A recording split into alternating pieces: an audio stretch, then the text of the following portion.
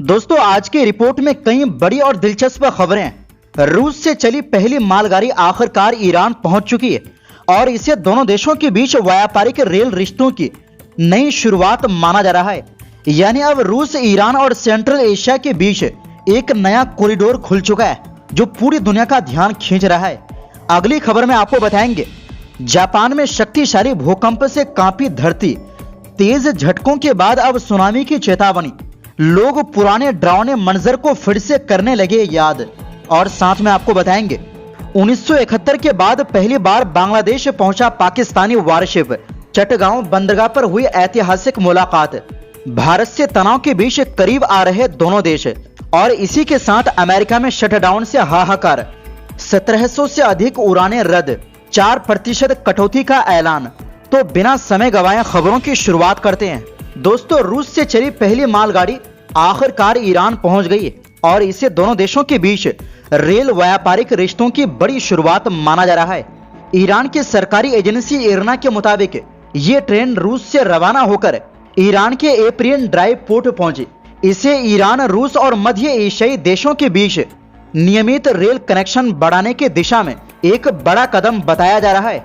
ये मालगाड़ी करीब 900 किलोमीटर उत्तर मॉस्को से चली थी और कजाकिस्तान व तुर्कमेनिस्तान से होकर ईरान में इंचेबोरन बॉर्डर के रास्ते दाखिल हुई।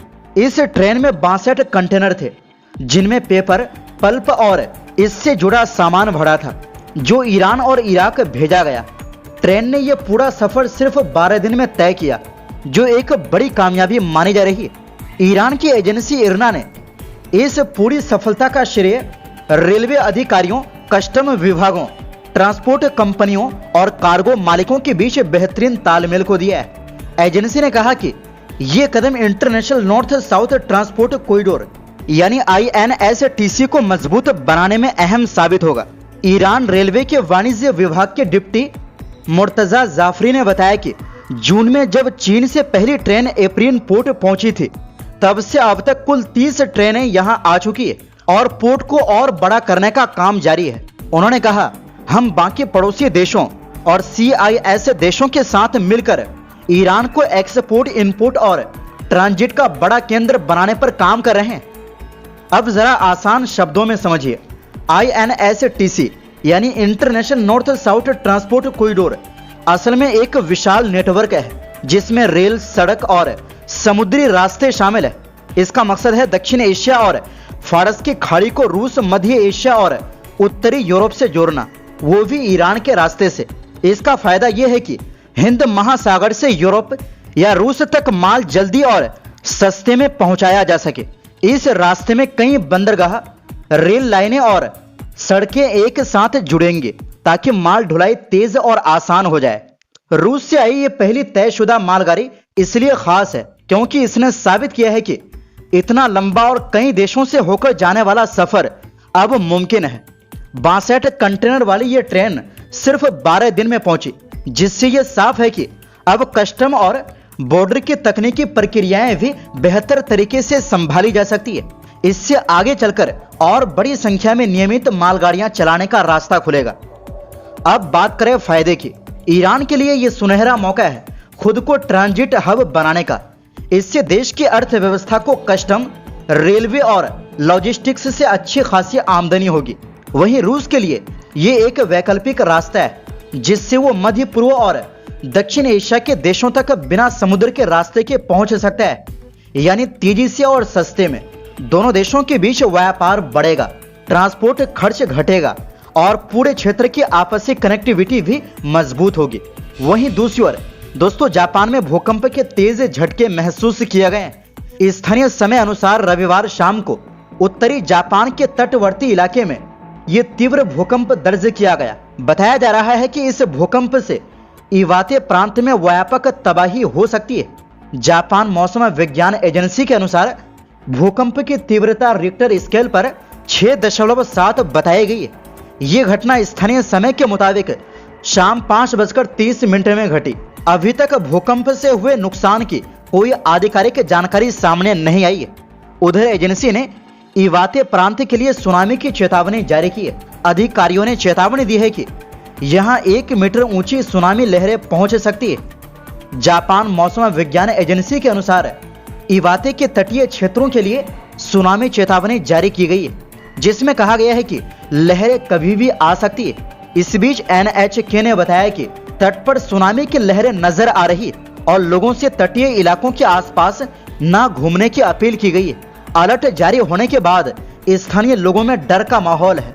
बता दें कि ये इलाका अभी भी 2011 के विनाशकारी समुद्री भूकंप से प्रभावित है, जिसकी तीव्रता 9 थी और जिसके परिणाम स्वरूप आई सुनामी ने करीब 18,500 लोगों की जान ले ली थी। इसी त्रासदी ने फुकुशिमा परमाणु प्लांट के 3 रिएक्टरों को पिघलने पर मजबूर कर दिया, जो जापान में दूसरे विश्व युद्ध के बाद की सबसे भयानक आपदा थी और चेरनोबिल के बाद दुनिया की सबसे बड़ी परमाणु दुर्घटना साबित हुई। गौरतलब है कि जापान प्रशांत महासागर के रिंग ऑफ फायर के पश्चिमी छोर पर स्थित है, जहां 4 प्रमुख टेक्टोनिक प्लेटें आपस में टकराती है, जिससे यह दुनिया के सबसे भूकंपीय सक्रिय देशों में शुमार है। इस द्वीप समूह देश में हर साल औसतन 1500 भूकंप आते हैं, जिनमें ज्यादातर हल्के होते हैं, लेकिन जगह और गहराई के आधार पर नुकसान अलग अलग हो सकता है। वहीं दूसरी ओर दोस्तों 1971 के युद्ध के बाद पहली बार पाकिस्तान का एक युद्धपोत बांग्लादेश पहुंचा है। शनिवार को पाकिस्तानी वारशिप PNS सैफ बंगाल की खाड़ी से होते हुए चटगांव बंदरगाह पहुंचा।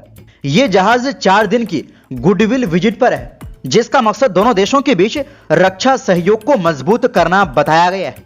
बांग्लादेश नौसेना के मुताबिक इस जहाज की कमान कैप्टन शुजात अब्बास राजा के पास है। चटगांव पहुंचने से पहले बांग्लादेश नौसेना के जहाज BNS शाधीनोता ने समुद्र में ही पाकिस्तानी जहाज को औपचारिक सलामी दी और बंदरगाह तक एस्कॉर्ट किया। यात्रा के दौरान दोनों देशों के नौसेनाओं के अधिकारी आपसी मुलाकात करेंगे और सहयोग के विभिन्न पहलुओं पर चर्चा करेंगे। ये यात्रा 12 नवंबर को समाप्त होगी। दरअसल 2024 के अगस्त में शेख हसीना सरकार के पतन के बाद पाकिस्तान उन शुरुआती देशों में था जिसने मोहम्मद यूनुस की अंतरिम सरकार का स्वागत किया था।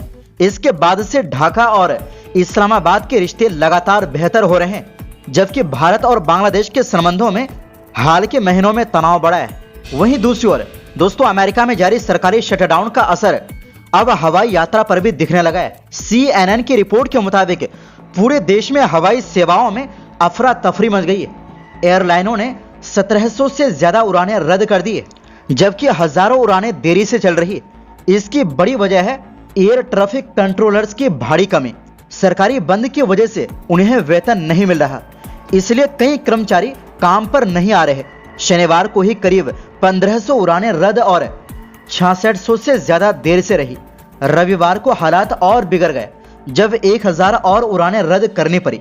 अमेरिकी FAA यानी फेडरल एविएशन एडमिनिस्ट्रेशन ने माना कि इसकी सीधी वजह स्टाफ की कमी है। न्यूयॉर्क के 3 बड़े हवाई अड्डे न्यूयॉर्क, ला गार्डिया और JFK पर यात्रियों को कई घंटे तक इंतजार करना पड़ा। FAA ने देश के 40 बड़े एयरपोर्ट्स पर घरेलू उड़ानों में 4% कटौती का आदेश दिया है ताकि सुरक्षा बनी रहे, लेकिन फिर भी देरी रुक नहीं रही। तो दोस्तों फिलहाल के लिए इस रिपोर्ट में बस इतना ही। फिर मिलते हैं एक नई रिपोर्ट्स के साथ। बहुत बहुत शुक्रिया।